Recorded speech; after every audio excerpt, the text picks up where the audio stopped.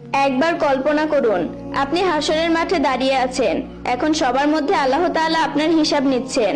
যখন আপনার ভালো কাজগুলো মিজানের এক পাল্লায় রাখা হলো আর খারাপ কাজগুলো মিজানের আরেক পাল্লায় রাখা হলো, তখন দেখা গেল আপনার ভালো কাজের চেয়ে খারাপ কাজের সংখ্যা বেশি, খারাপ কাজের ওজন বেশি। এখন আল্লাহ আপনাকে বললেন, যাও তুমি জাহান্নামে যাও। তখন আমাদের প্রিয় নবী হযরত মুহাম্মদ সাল্লাল্লাহু আলাইহি ওয়াসাল্লাম আল্লাহকে বললেন, হে আমার প্রভু, আপনি তাকে জাহান্নামে দিবেন না। সে হয়তো আপনার ইবাদত করেনি, সে হয়তো মানুষের সাথে ভালো ব্যবহার করেনি, তবে সে আমার কালিমার দাওয়াত অন্যের কাছে পৌঁছে দিয়েছে, তাই আমি তাকে জান্নাতে নিয়ে যেতে চাই। তখন আল্লাহ বললেন, তাহলে যাও তুমি আমার প্রিয় হাবিবের সাথে জান্নাতে প্রবেশ করো। আপনি তো কেবল এটি কল্পনা করলেন, যদি এটি বাস্তবে রূপ দিতে চান তাহলে এই কালিমার দাওয়াতটি মানুষের কাছে পৌঁছে দেন।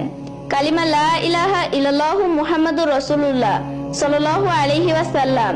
আমি জোর করব না এটি শেয়ার করতে। যদি ইচ্ছা হয় রাসূলের সাথে জান্নাতে যাবেন, তবে এই দাওয়াতটি অন্যের কাছে পৌঁছে দেন, আর না যেতে চাইলে দেওয়ার দরকার নাই। আল্লাহ হাফেজ।